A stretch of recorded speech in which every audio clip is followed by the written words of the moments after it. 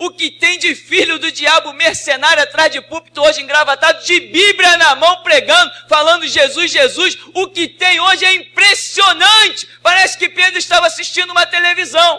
Impressionante, inigualável essa revelação. Primeiro livro de João,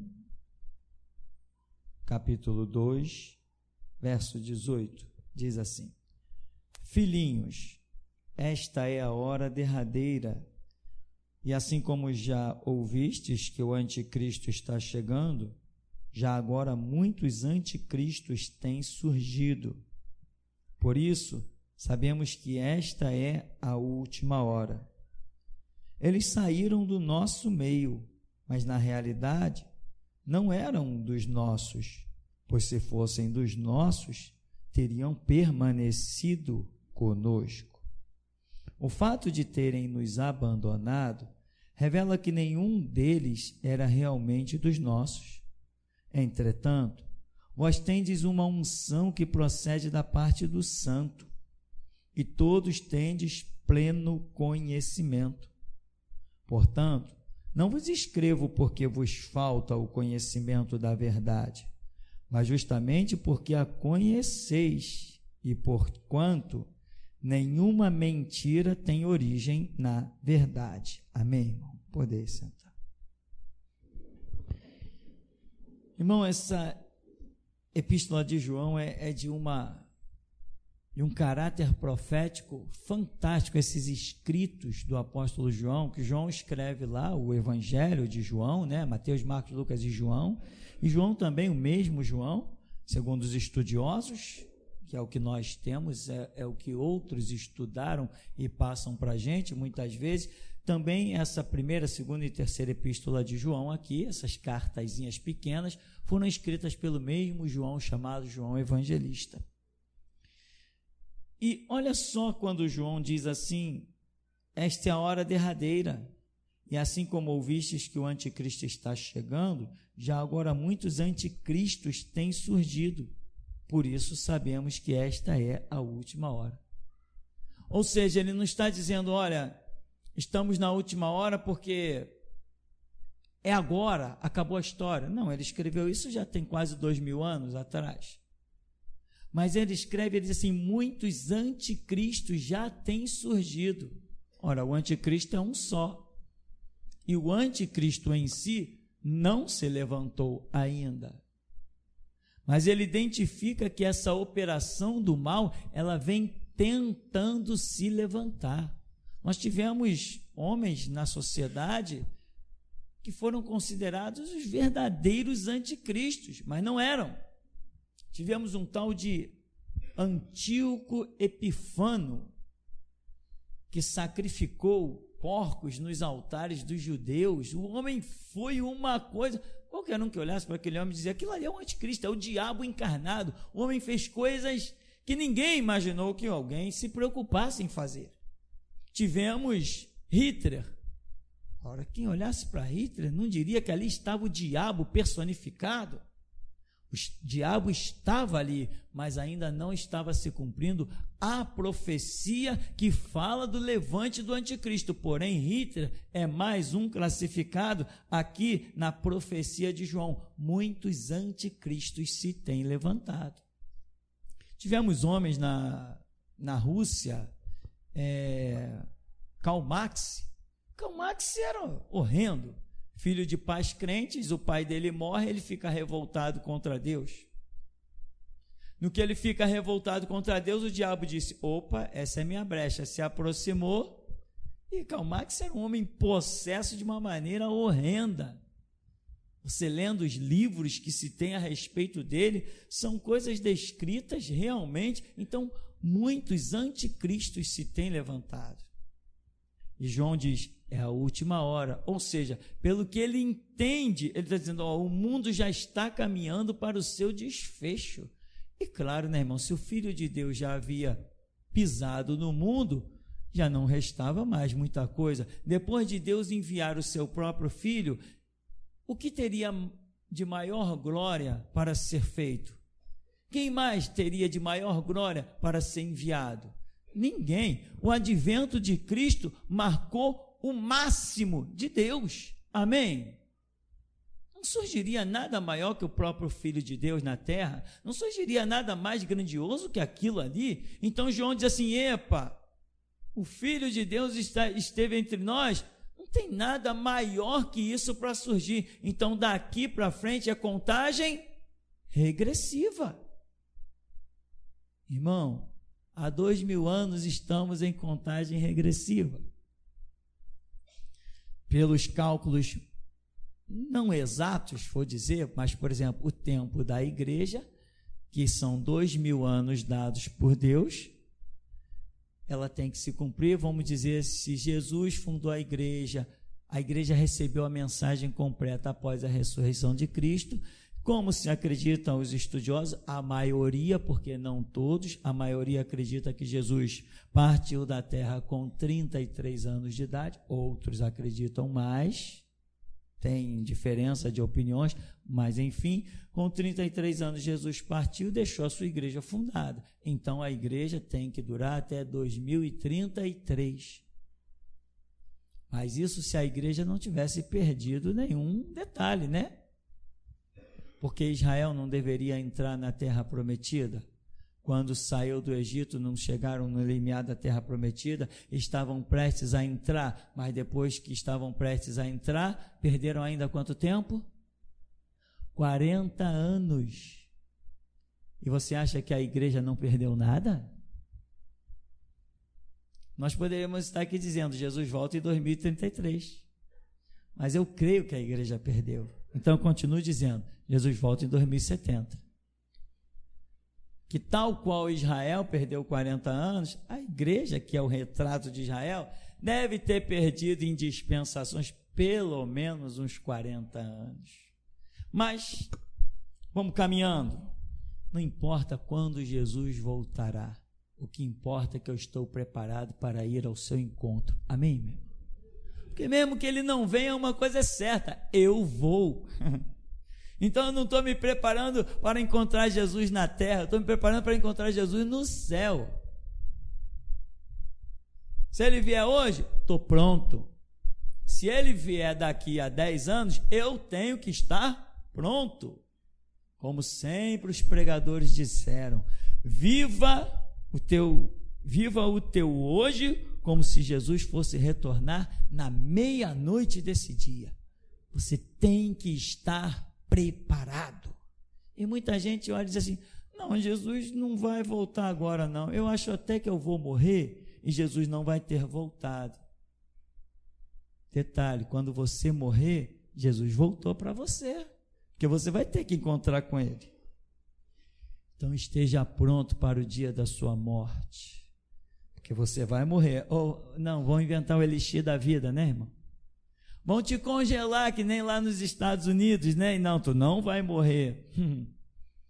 Congelado ou não, novo, velho, prepara-te, ó Israel, para encontrares com teu Deus. Essa é a realidade. Então, irmão, outra coisa que ele diz assim, olha, aí ele conclui, né? Por isso sabemos que esta é a última hora. Eles saíram, no verso 19, do nosso meio, mas na realidade não eram dos nossos, pois se fossem dos nossos teriam permanecido conosco. De fato, o fato de terem nos abandonado revela que nenhum deles era realmente dos nossos. De quem o apóstolo João está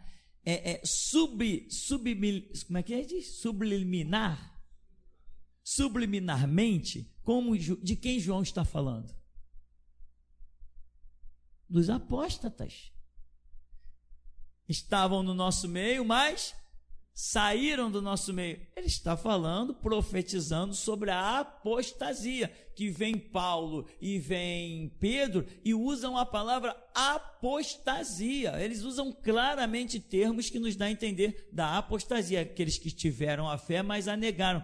O apóstolo João aqui, ele não entra nessa palavra, mas ele diz, ó, eles estavam no nosso meio e...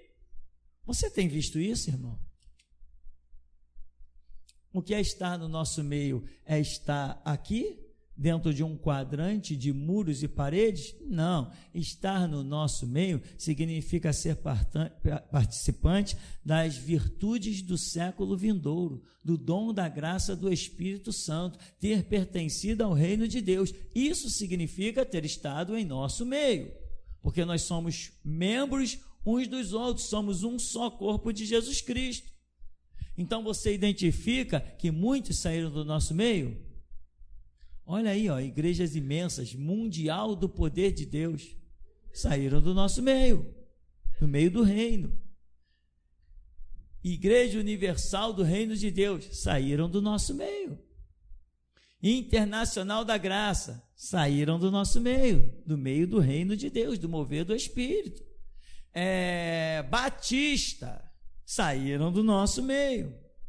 Assembleias de Deus, saíram do nosso meio, enveredaram pelo um caminho de apostasia e foram fazer aliança com o diabo lá em Brasília. Então, o apóstolo está mostrando, isso aí é a última hora. Muitos anticristos têm se levantado, mas agora, o apóstolo João está dizendo, eu já estou identificando, irmãos, que esta é a última hora. E ele vai dizer assim, eu não estou escrevendo para vocês como se vocês não soubessem isso. Eu estou escrevendo porque vocês têm a unção do santo e têm o conhecimento. Porque, irmão, cá entre nós, certas coisas, falar para quem não tem unção e para quem não tem conhecimento, é como gritar diante de uma pedreira e dizer assim, pedra, fala alguma coisa comigo aí. Por isso que nós só fomos enviados as ovelhas perdidas da casa de Israel. Nosso ministério é esse. As pessoas, e o ímpio? Não tenho nada a ver com o ímpio. O espírita? Não tenho nada a ver com ele. E o católico? Não tenho nada a ver com ele. A minha rede é para as ovelhas perdidas da casa de Israel. Se algum católico, espírita ou sei lá, satanista, olhar a rede, ver que ela é bonita e quiser se jogar debaixo dela, quando eu puxar ele vem por sorte. Mas eu não jogo rede para católico, nem para espírita, nem para satanista. Não tenho nada com eles. Alguém já ligou para cá? Não, você fica falando mal das igrejas. Eu falei, depende, o que você considera igreja? Não, você estava falando mal da Universal. Eu falei, nós estamos em caminhos errados, meu amigo. O que você chama de igreja, eu chamo de templo de Satanás. Mas por que você não vai evangelizar o traficante no morro? Eu falei, ele não é problema meu. O dia que Jesus me mandar subir o morro, eu subo, encaro armas, encaro cocaína, maconha e prego. Mas Jesus me mandou pregar as ovelhas perdidas da casa de Israel. E o traficante vai para o inferno. Isso é bonito. Eu falei, é problema dele com Deus. Não fui eu que criei o inferno. Ele que resolve o problema dele com Deus. Eu andarei na minha missão, naquilo que o meu Deus me mandou fazer. E no meu caminho, meu irmão, eu não desvio o meu caminho. Se no meu caminho tiver alguém indo para o inferno bem pertinho de mim, eu não ouso estender a minha mão sem Jesus mandar. Eu aprendi a ser servo. Servo não tem decisão própria, servo não tem atitudes próprias, servo não tem projeto próprio, servo executa somente o projeto do seu Senhor. Isto é ser cristão. Só isso. Senão tu vai acabar que nem aqueles idiotas da Nova Vida, ou os idiotas da Maranata. Não que eu estava na reunião do presbitério, porque nós estamos traçando um projeto de evangelismo que esse ano nós vamos encher a igreja. Ridículos, estúpidos, ignorantes, boçais, animalescos. Todo o projeto já está traçado. Eu só tenho que me enquadrar nele.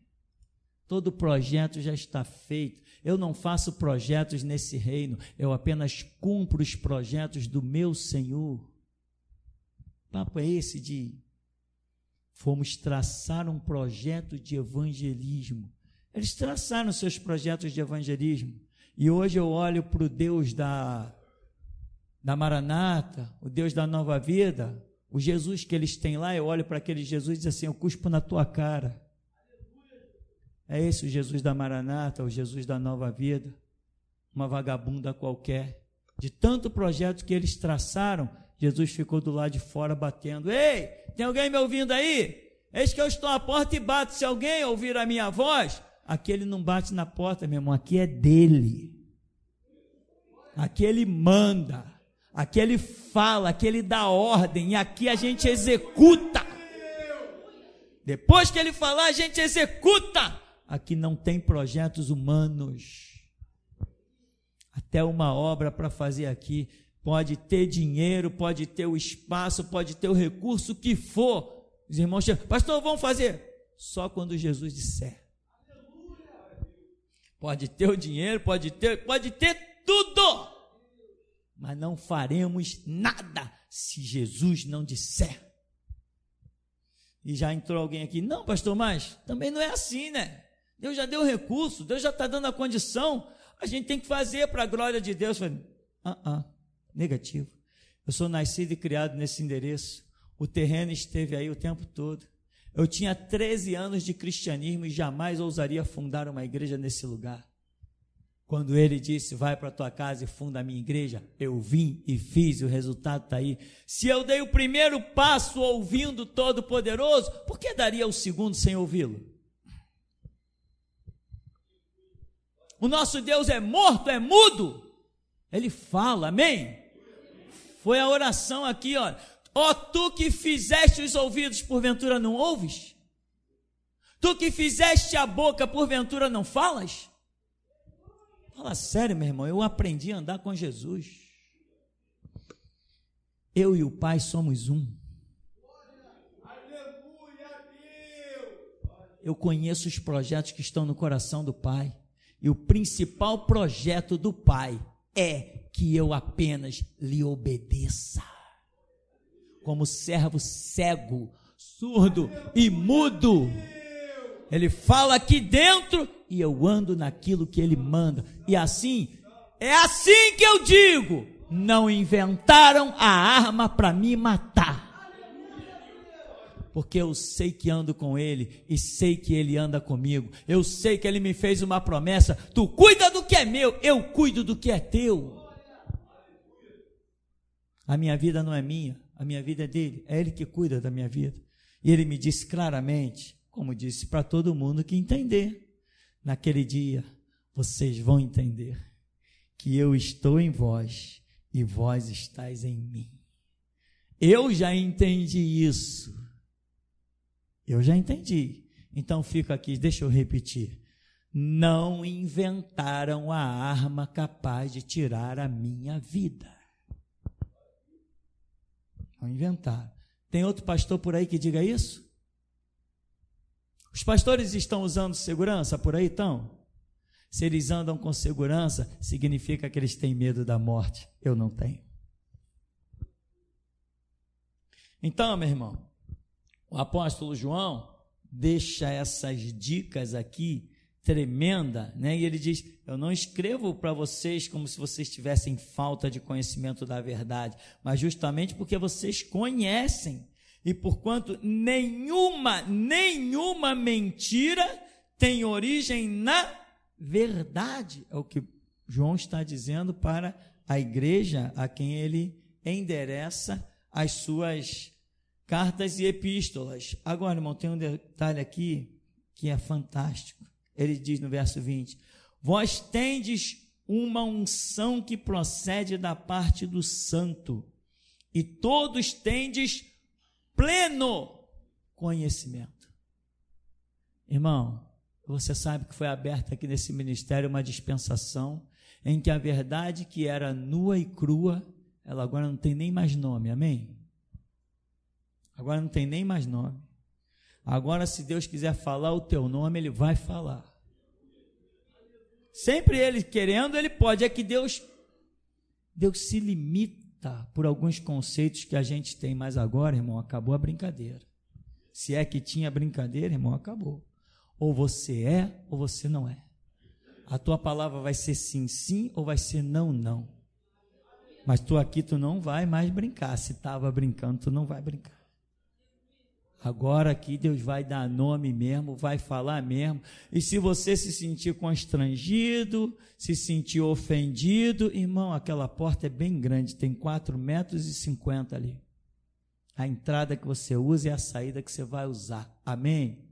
Você pode dizer, como tem um monte de gente dizendo por aí, o pastor é guiado pela mulher dele, o pastor está caído, o pastor deixa falso profeta profetizar na igreja dele. Se alguém aqui quiser ser mais um a dizer isso, vai lá, juntem-se com eles e digam à vontade, mas eu vou continuar andando nos passos daquele que até aqui tem me sustentado, posto a vida no meu corpo e o pão na minha mesa. É esse, eu não quero saber de mais nada. Irmão, e aqui diz que vós tendes a unção do santo. Se você não tem, você vai ficar em perigo.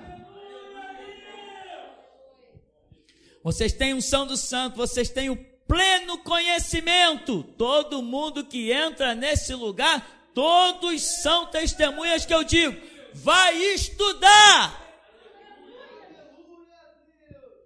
Ah, pastor, que eu vi isso, irmão, esquece o que tu sabe, tu não foi chamado aqui para ensinar ninguém, muito menos a mim. Tu é o último a estar entrando no ministério, e tu acha que tem capacidade de ensinar alguém que já está caminhando aqui há anos? Ah, mas porque eu tive um sonho, e o sonho, vai lá que já tem o seminário dos sonhos, para te dar todas as lições. Deus já revelou aqui que toda a mensagem da restauração já está completa e armazenada lá. Não tem novidade. Não, porque a maçonaria, irmão, não quero nem ouvir maçonaria, está lá, ó. O que tinha para ser dito de maçonaria já tem os seminários lá. Já está tudo lá. Não, porque a política já está lá. Que os médicos já estão lá, os advogados já estão lá, que os juízes já estão lá, que os delegados já estão lá, que Brasília já está tudo lá. Aleluia, Deus. Pensa em alguma coisa, eu vou te dizer, está lá. Já foi tudo revelado. A mensagem da restauração já está completa e armazenada. Para quê? Quem entrou, se quiser ser restauração, se quiser ser geração de Jesus Cristo, vai ter que aprender, vai ter que estudar. E olha que moleza que é hoje, né?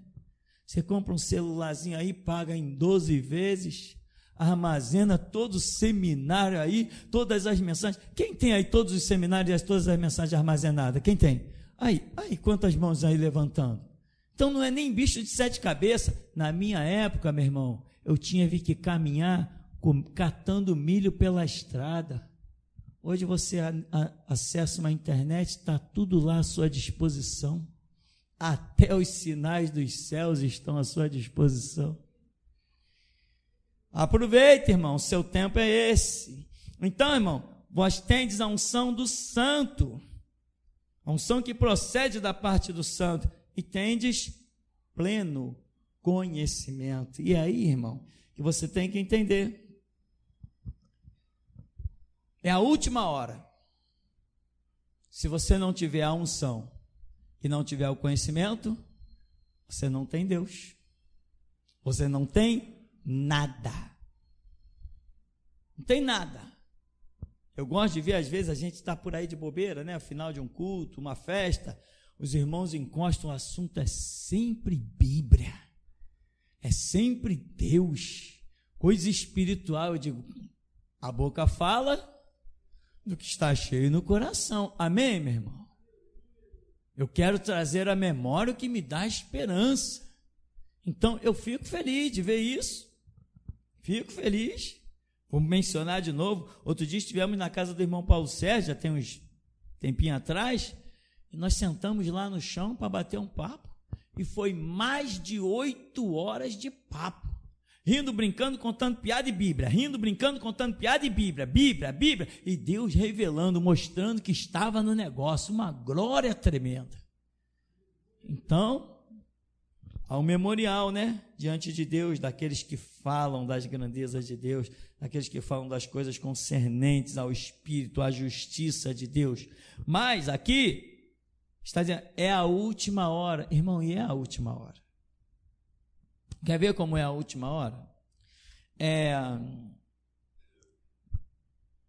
Daniel interpretou um sonho que Nabucodonosor, teve. E ele conta que ele viu uma estátua. Aquela estátua mostrava toda a história da humanidade até o final, quando Cristo viria implantar o seu reinado milenar, Que no final diz que houve uma pedra lançada sem mão, a pedra destrói toda a estátua, que é simbologia dos reinos humanos, por isso ela é realmente uma estátua em forma humana, e a pedra se transformou num grande monte, cuja simbologia de monte é a presença de Deus, e aquela pedra que se transformou num grande monte, ela encheu toda a terra. Significa o reinado milenar de Jesus Cristo, que vai se manifestar no final dos impérios humanos. Mas você vê que a cabeça é de ouro, que era Nabucodonosor. O Império Babilônico, ele tinha conceitos, ele tinha regra. Segundo estudiosos, apesar da depravação espiritual, Babilônia tinha leis. Fala-se até hoje do Código de Hammurabi. Conversando com o irmão, ele disse que alguns acreditam, afirmam até Flávio Joséfo, que o Código de Hammurabi tem grande participação do próprio Abraão, que teria deixado lá muitas coisas na formação desse Código de Hammurabi, que era uma lei, e essa lei é citada até hoje em tribunais, porque o Império Babilônico tinha regras, e ele era a cabeça de ouro. Ouro é um metal nobre, mas aí Daniel diz para o rei: depois de ti vem outro império, inferior ao teu, porque ele vem de prata, cabeça de ouro, peito e braços de prata. Ele é um império inferior. Inferior só na força? Inferior só nas armas? Não, inferior também na nobreza, porque de ouro passou para prata. Mas ali nós não estamos falando de um império. O que é um império? É a presença de seres humanos. Então nós não estamos falando de um império abstrato, nós estamos falando de pessoas. Eram representadas por ouro, agora estão representadas por prata. Ele depois virá um outro império, e esse império é representado pelo bronze, mais inferior ainda, ou seja, é a degeneração do próprio caráter do ser humano. Ouro, prata, bronze, e no final, ferro. Nas pernas, ferro. E lá nos pés, ferro misturado com barro de lodo. Algumas expressões usam lodo. O que é o lodo? Onde tem lodo a gente desvia. Aqui ele está mostrando o quê? O caráter do ser humano, que iria se degenerar a tal ponto do ouro a ser ferro misturado com barro. E quanto mais o caráter do ser humano se degenera, mais o diabo se apresenta. Hoje nós temos o homossexualismo, que é a clareza da possessão demoníaca ao ponto de perverter os sentimentos de uma pessoa, fazer a mulher se sentir atraída por outra mulher, o homem se sentir atraído por outro homem se sentir atraído por crianças, e daí para frente as aberrações vão sendo sem limites, sem quadrantes, coisas inacreditáveis, porque antes o ser humano tinha a nobreza do ouro, agora ele já está no barro. Não é isso que nós temos visto? Então acredita, meu irmão, estamos na última hora, já não estamos nem mais na hora, já estamos nos minutos finais dessa história, do desfecho. A pedra cortada sem mão vai se manifestar a qualquer momento, e a pedra é Cristo Jesus, a rocha eterna. Então, veja que, se nós já estamos vendo o homossexualismo no seu auge, praticamente no seu auge. Porque hoje, boa parte dos deputados, senadores e etc., são tudo gay. Estão lá fazendo leis não para cuidar de uma sociedade, mas para cuidar da sua pederastia, da sua sem-vergonhice. Ou seja, isso já é um auge. Há poucas décadas atrás, era inconcebível. Até nas Forças Armadas, o homossexualismo. Dentro do ramo político, o homossexualismo. Hoje não, hoje está de uma maneira absurda. Falar em homossexualismo, beijo de lésbica na televisão, há 15 anos atrás, ninguém acreditava. Hoje, as televisões se preocupam em exaltar o relacionamento homossexual, que eles chamam de homoafetivo, e denegrir os relacionamentos héteros. Coloca casais héteros brigando e os casais de homossexual em beijos e abraços, felizes da vida com seus filhinhos adotivos. É o auge do homossexualismo e é o auge da degradação do ser humano, do seu comportamento, do seu caráter. João diz, é a última hora, muitos anticristos se têm levantado no mundo. E quando o anticristo em si, o último, aquele a respeito de quem realmente a profecia está falando, não é Hitler, não é Mussolini, não é Karl Marx, mas o anticristo mesmo se levantar na sua plenitude, qual vai ser a obra mais característica do anticristo? Os 4 cavaleiros de Apocalipse. A falsa paz, as guerras, que é visando matar, enquanto Deus tem um projeto de dar vida, ele visa matar. Depois vem a fome, as pestes e, por final, a morte. E o que caracteriza mais o espírito do anticristo na sua atividade maior, senão uma pessoa que é criada por Deus de um jeito e tem um comportamento completamente avesso, como é o caso do lesbianismo, do homossexualismo, da pedofilia. A pedofilia é um negócio que não tem nome, meu irmão. É um negócio tão horrendo que não tem nome. E agora até rituais, que qualquer hora vai vir à tona aí, rituais de zoofilia e outras coisas mais que muita gente vai chegar e dizer assim, poxa, eu pensava que já tinha visto e ouvido tudo, mas acredite, irmão, você ainda não viu, nem ouviu tudo. Então o anticristo vai se levantar nesse mover, e Deus já nos tem revelado que o homossexualismo é o mover final do anticristo sobre a terra. E é nesse mover que a igreja será arrebatada. Isso está tipificado lá em Ló, na cidade de Sodoma e Gomorra. O homossexualismo dominou, vêm os anjos e retiram Ló daquela cidade. Depois vem o juízo, cai fogo e enxofre sobre a cidade de Sodoma e Gomorra. Esse, irmão, é o cenário final.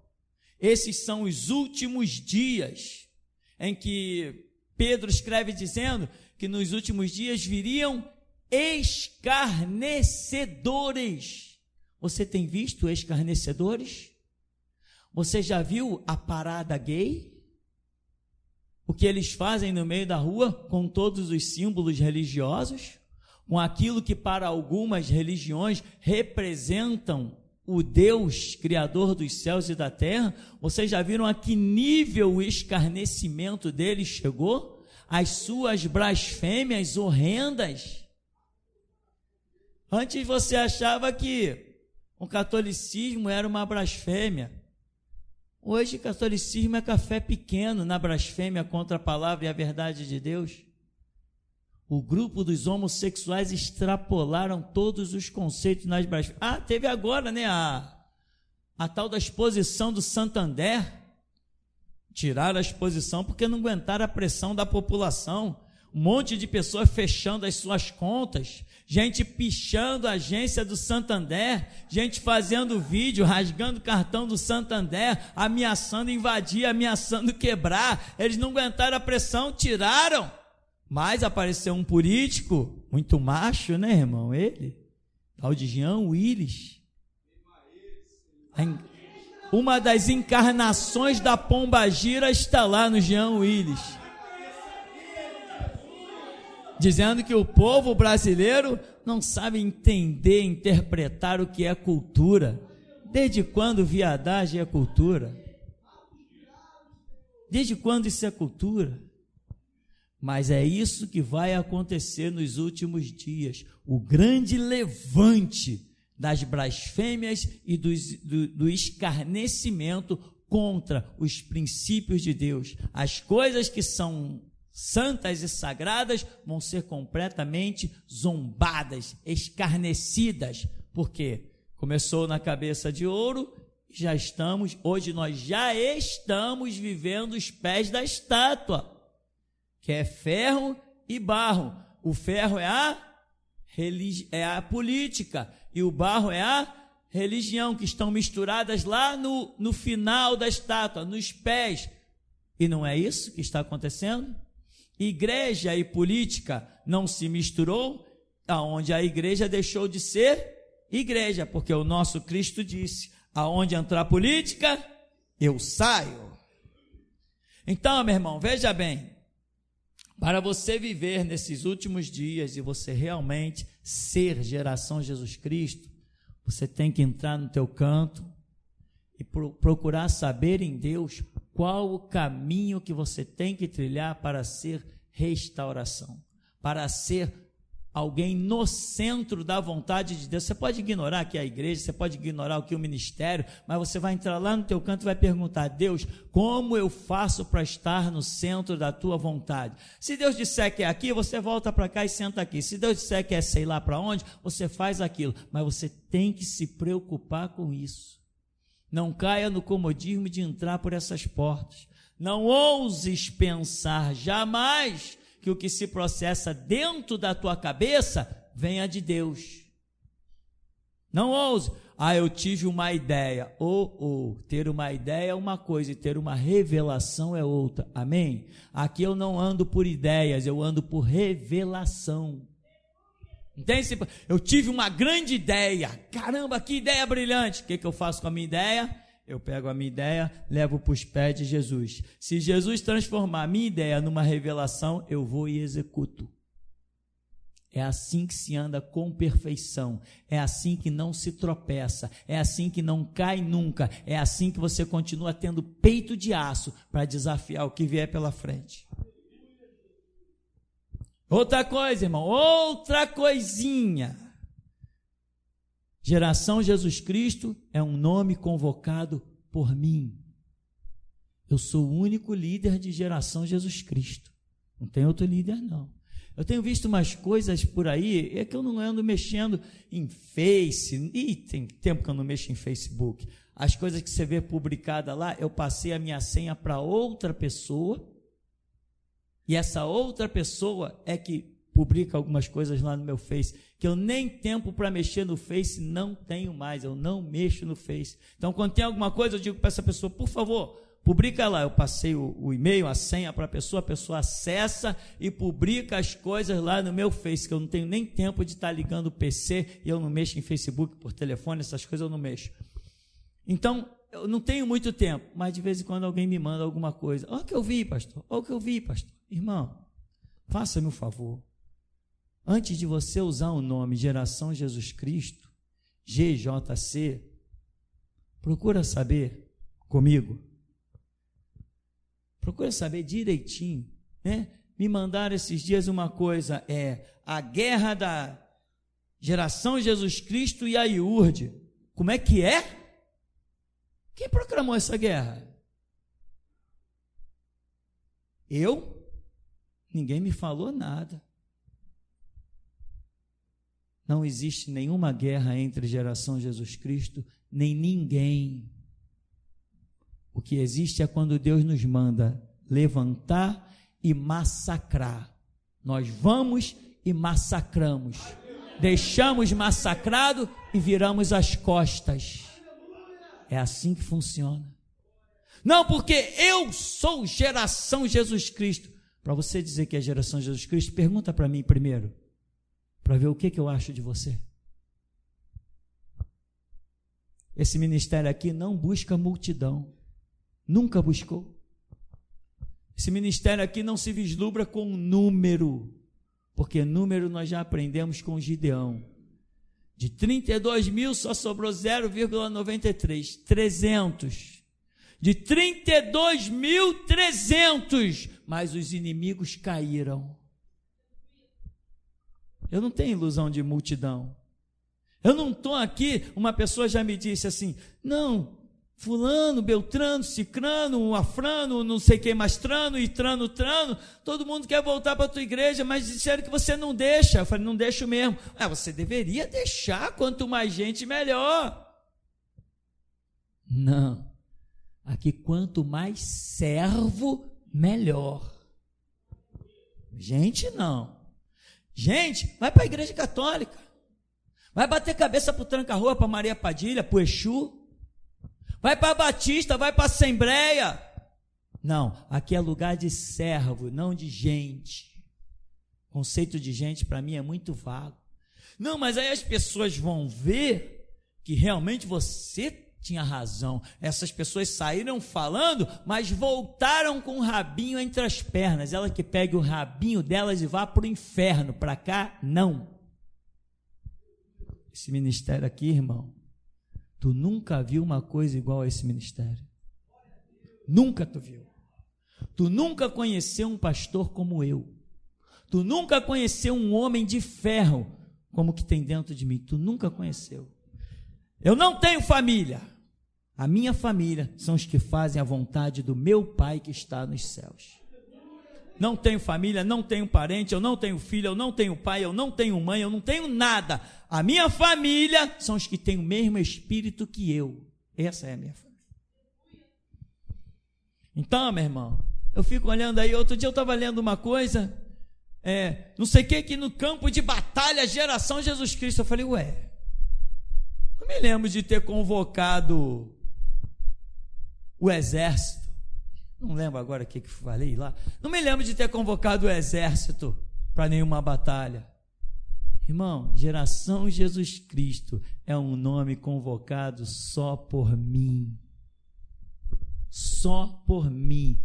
Estou avisando isso pela 1000ª vez, porque se você não tiver a unção, não tiver o conhecimento, sabe o que vai sobrar para você? Isso agora aí, ó.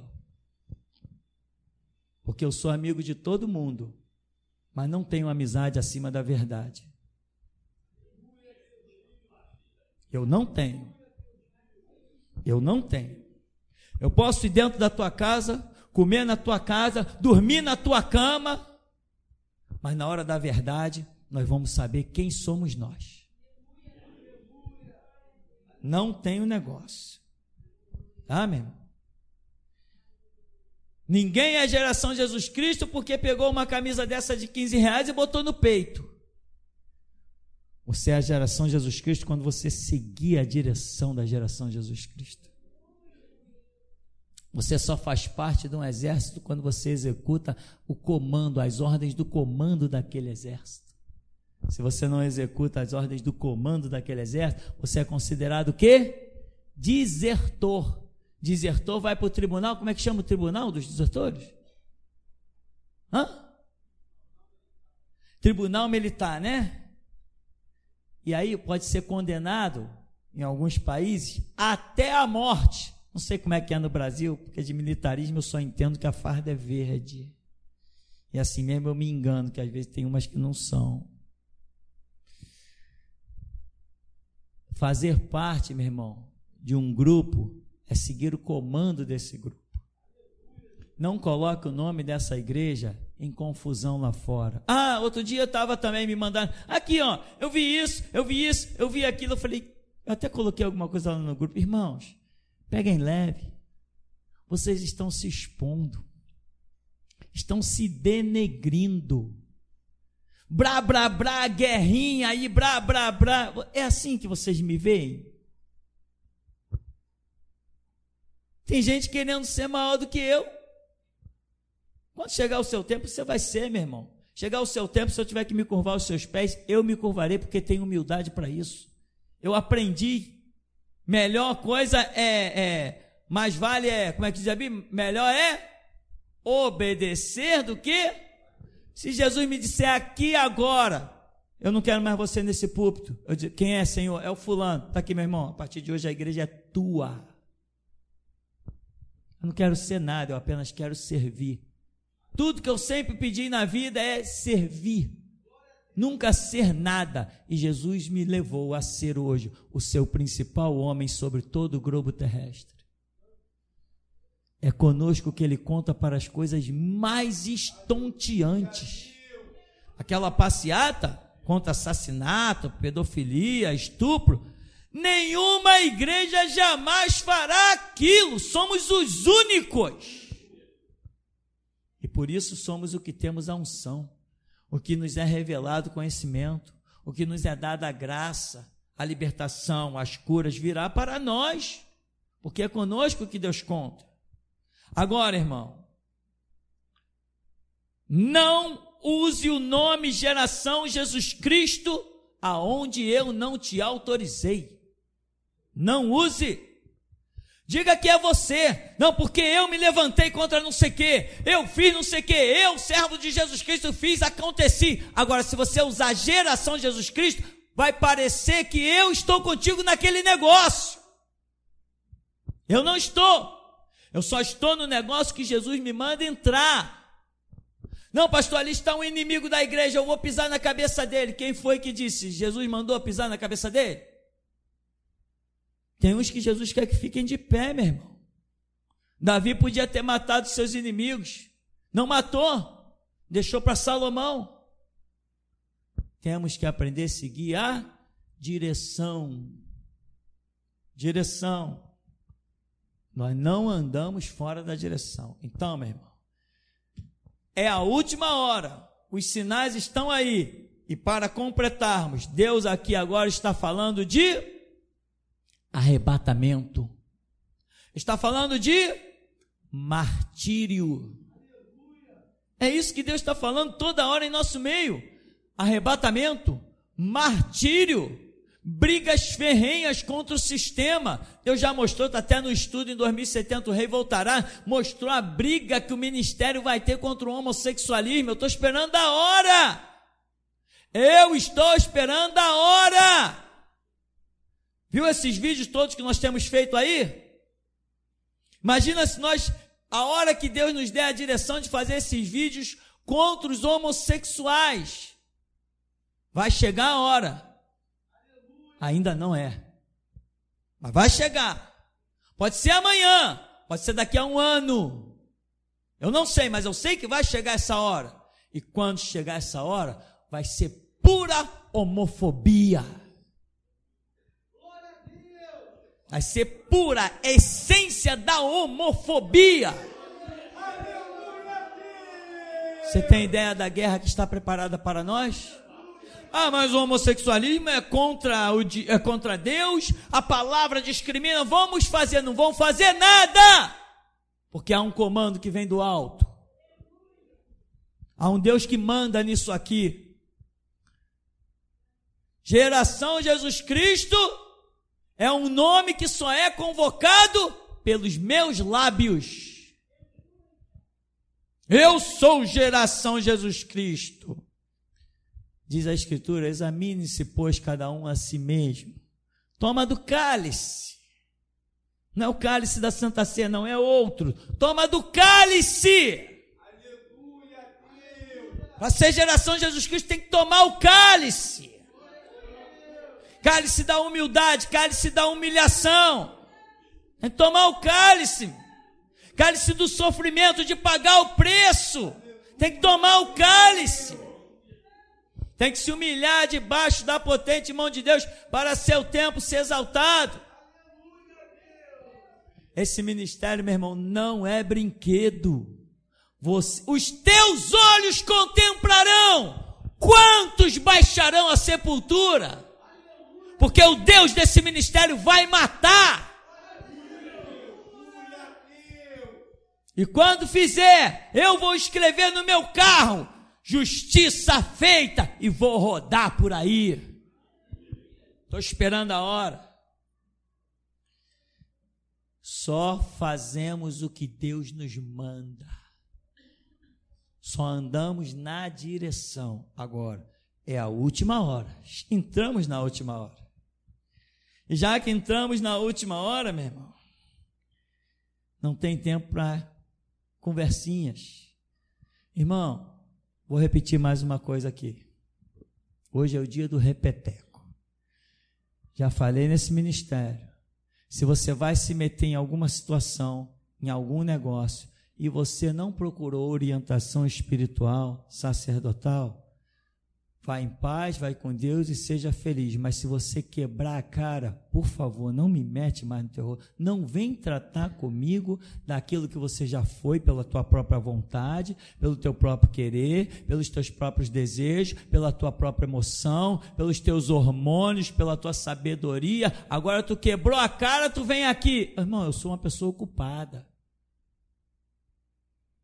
Depois de 2 horas de culto, meu irmão, quando alguém me falar comigo que coisa que o Espírito de Deus não está no negócio, tu não vai ter a minha resposta. E te digo mais, quando eu me calo, também Deus se cala para você. Exatamente assim, com todas as letras, porque se você quiser ouvir Deus aqui dentro, tem que passar pelo sacerdócio. Então procura outra igreja, quem sabe Deus fala em outro lugar. Mas aqui dentro tem regras, e essas regras quem criou não fui eu. Então, meu irmão, quebrou a cara. Ah, pastor, por que aconteceu? Ué, mas desde quando? Desde quando isso? Desde quando aquilo? Não, porque nós estávamos, e eu estava, e há 1 ano atrás... Ah, irmão, veja bem, se há 1 ano atrás tu pegou, tomou o teu caminho, agora resolve o teu problema, né? Dá licença. É assim que eu penso, irmão.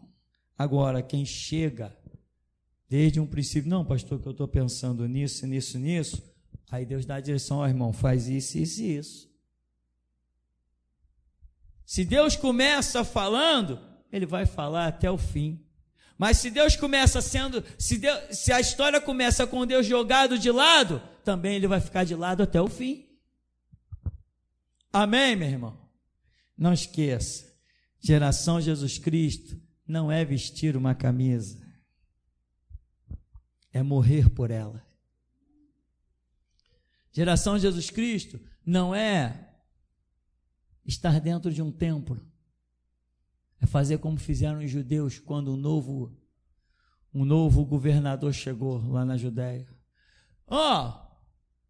Vamos botar a bandeira do Império Romano aqui dentro desse templo.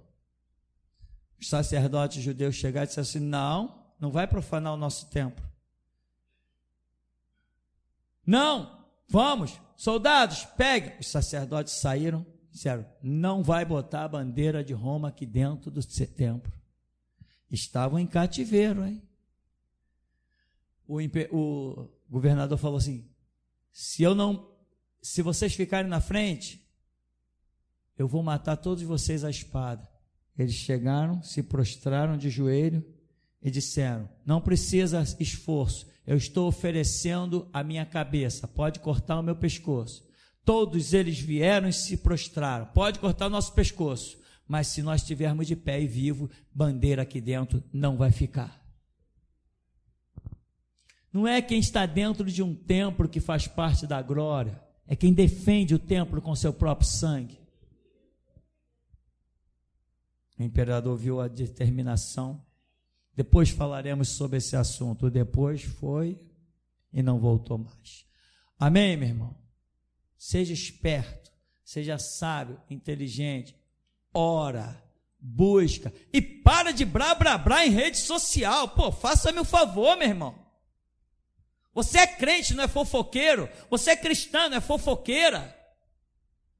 Se Deus te deu uma palavra, vai lá e atravessa, mata todo mundo. Se Deus não te deu nada, cala a boca e para de querer ser sábio, que na tua sabedoria está todo mundo vendo a tua ignorância. Tu acha que as tuas frases são maiores que as minhas? Tu acha que os teus provérbios são maiores que os que eu proclamo? As armas desse ministério já são dadas, já estão todas forjadas. Quem usa outra que não foi dada por esse púlpito está fazendo papel de trouxa. Porque não sei quem, não sei que lá, não sei que lá. Criei uma bela frase, criei não sei o que, tu não criou nada, tu não foi chamado para criar. Eu fui chamado para criar e você foi chamado para obedecer. Quem tem ouvidos para ouvir, ouça, se é que considera que o Espírito fala às igrejas. Mas, até aqui, nos tem ajudado o Senhor. Rapaz, irmãos, no começo, mestre, da oração, eu vi o senhor receber uma espada colorida muito grande. E essa espada tinha uma cor vermelha, uma cor branca, uma cor preta e na ponta uma cor amarela. Amém. Irmão Bruno, eu vi um anjo, irmão, lhe servir uma Bíblia, um caderno, uma caneta e um mouse. Depois eu vi irmão descalço pisar em brasas. E vi, irmão, como uma cortina de fogo rodear a sua mente, a sua cabeça. E Deus me deu uma palavra, irmão, que Ele tem pressa com a sua vida. Amém. Eu vi, mestre, eu tive uma visão com o irmão André Sawande da África, onde eu vi ele parado num lugar e vi se formar em volta dele uma caverna. Depois essa caverna era fechada com a grade. E quando ele se deparava, ele dobrava os seus joelhos. Então eu vi um leão na frente dessa caverna e deitar na porta e ficar tomando conta dessa caverna. O irmão André Sawande. Amém. Eu via um anjo muito forte, semelhante a Sansão. Esse anjo, ele entrava debaixo da terra e ele puxava aquelas rochas, depois ele empurrava de maneira que a terra em cima tremia. O anjo era muito forte, mestre. E eu vi na visão que ele abriu, depois ele ficou com os braços, ele ficou empurrando umas rochas e a terra que estava em cima tremia. Amém. Eu via um anjo, desceu neste lugar. Esse anjo estava vestido com uma roupa social e ele tinha um crachá dourado no peito. E o outro anjo que estava com ele colocou aqui na frente 21 espadas, semelhante a que eu vi no começo, só que eram menores. E esse anjo que estava naquele lado, ele tinha uma lista na mão. E a cor desse pergaminho que estava com ele, com essa lista, era da cor da espada que eu tinha visto com o Senhor. E ele parece que tinha uns nomes nesse pergaminho. E ali a visão cessou. Amém. Eu tive uma visão com a irmã Cláudia, onde eu via ela como uma mulher de água. E eu via que a parte do coração da irmã Cláudia boiava e ia até o cérebro. E ali a visão cessava. No momento da oração do irmão André, eu vi um anjo vindo daquele lado lhe entregar um globo, e esse globo brilhava muito, e ele entregava ao Senhor, o Senhor colocava esse globo aí no púlpito, em cima do púlpito, e começava a olhar para esse globo, e eu via que o semblante do Senhor era como se risse, se estivesse gostando daquilo que estava vendo. E ali também a visão cessou. Amém. Quando o Senhor falou do Jean Willis, eu vi o cabelo desse homem cair, de maneira que ele ficava totalmente careca, como aquelas pessoas que adquirem câncer. Amém. Agora no final da palavra, como o Senhor estava falando ali para exortar a igreja, eu vi, mestre, vários chicotes de ouro com as pontas afiadas que cortava muito. E eu vi que um desses chicotes se direcionou para a irmã Tupi Lores e rasgou as costas dela. Depois eu vi um desses chicotes direcionar ao irmão Alexandre Braga. E esse chicote cortou os dedos do irmão. E o irmão olhava para o Senhor. E num ato de misericórdia, os dedos dele tornavam para o lugar. Que coisa incrível.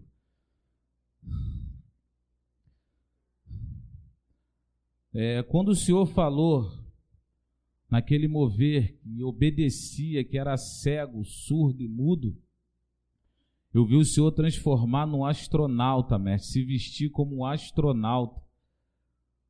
Amém. Amém, igreja.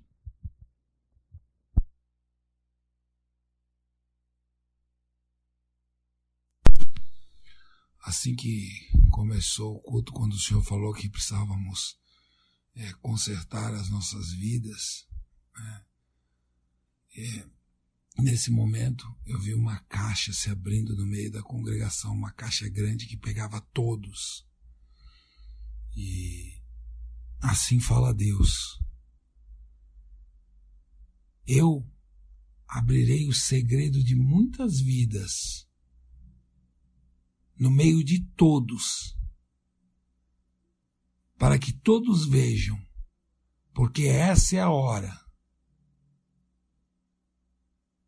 Amém. Ainda no começo, eu vi um anjo muito grande e ele tinha na sua mão um porrete. Eu não sei como chama aí, mas é como se fosse esses tacos, mas bem mais grosseiro, mais grande. É um porrete mesmo, né? E ele tinha esse porrete e ele caminhava no meio da congregação e ele ia balançando esse porrete. Amém. Eu vi uma corda bem simples, bem natural, que se ligava ao púlpito e se ligava ao braço de uma irmã, ao braço esquerdo. E veio um anjo do céu e cortou essa corda. Amém. Eu vi um anjo quando ele desceu do céu com vários pergaminhos enrolados. E ele foi e entregou para alguns no meio da congregação. E assim diz o Senhor: alguns receberão palavras nessa hora vindas direto do próprio céu. Amém. Eu via quando o Espírito tirava o Senhor, mestre, da congregação, ia levando como que se levasse o seu rosto nessa visão, e ele ia confrontando a cada um que estavam pregando em púlpitos. Ele ia botando, eu não sei explicar direito, mas ele comparava o seu rosto com aqueles que estavam pregando, e assim ele foi indo de lugar em lugar, e ele não achou nenhum que pôde nem se comparar ao Senhor. E no final, ele me deu uma palavra e disse: igual a Jesus Cristo. Amém. Eu tenho uma palavra do Senhor Deus para o Senhor, pastor.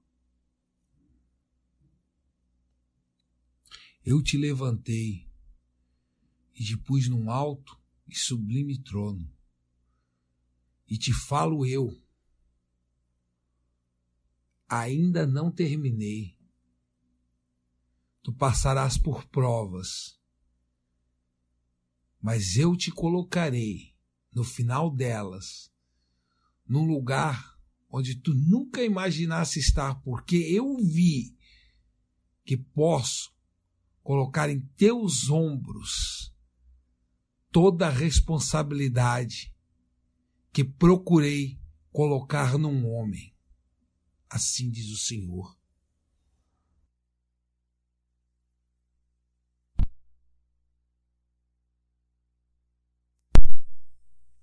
Pais, eu tive uma visão com o irmão Afonso, onde eu via que saía da boca dele muitos punhais, eram lançados da boca dele e tomavam rumos bem distantes e diferentes e saíam para todos os lados.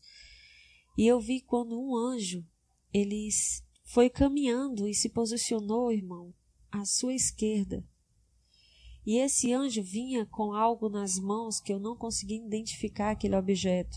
Mas quando ele parou do seu lado, ele abriu as mãos e aquele objeto transformou numa tocha de fogo muito alta e um fogo muito forte, assim, que eu não conseguia ficar olhando para aquele fogo.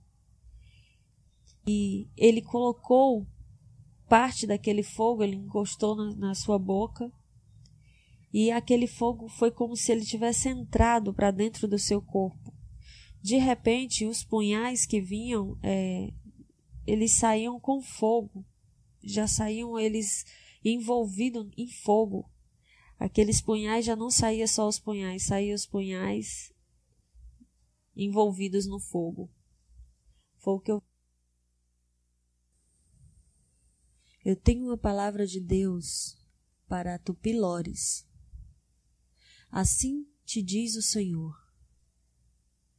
ficarás ainda mais chocada, pois a minha cobrança sobre a tua vida começou agora. Irei reduzir-te a pó. Assim te fala o Deus vivo, o Deus deste ministério. Pais, o entendimento que eu tive sobre esta palavra foi que será semelhante aos dias de Moisés e Miriam, né? Quando Miriam fala aquilo contra Moisés e o próprio Deus toma para si, né? E coloca aquela enfermidade sobre ela. E só o clamor de Moisés pôde trazê-la de volta. Foi o que eu entendi. Pastor, eu vi descer do púlpito para a igreja como se fosse uma água, um mar, mas não eram águas, era um fogo. E esse fogo, ele tomava conta de toda a congregação, nos pés de todos os irmãos, e ele subia até o joelho de alguns irmãos. E eu via labaredas como se fosse mar, né? E eu vi que alguns irmãos, esse fogo penetrava dentro do corpo e saía pela boca de alguns irmãos. Era algo assim muito maravilhado, assim. Eu fiquei perplexa, porque via até os olhos assim como labaredas de fogo. Foi algo assim surpreendente mesmo. Paz.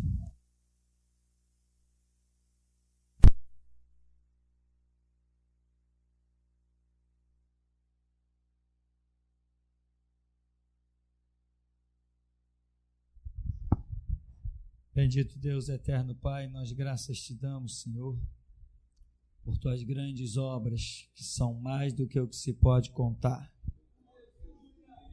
Muito mais, Senhor. Verdadeiramente o que olhos não viram, nem ouvidos ouviram, nem jamais penetrou ao coração humano, desde a terra, meu Senhor, até os céus. O que nós te pedimos, Senhor, é compreensão, entendimento, misericórdia, humildade, forças para tão somente servir. Porque se não for para te servir, Senhor, também já não nos interessa viver. Se amanhã não podemos te servir, mata-nos hoje, Senhor. Porque o amanhã sem ti servir, é para nós a própria morte, Senhor. Por isso, dá-nos graça, pois tudo que queremos, tudo que buscamos, é poder nos inclinar diante dos teus pés e poder abrir os lábios para dizer: Senhor, Rei meu e Deus meu. Leva-nos, pois sem ti confessamos que nada podemos e nada queremos fazer. Assim nos despede, pois com certeza, Senhor, por tua graça e favor, cuidamos que somos os teus guerreiros. Jesus!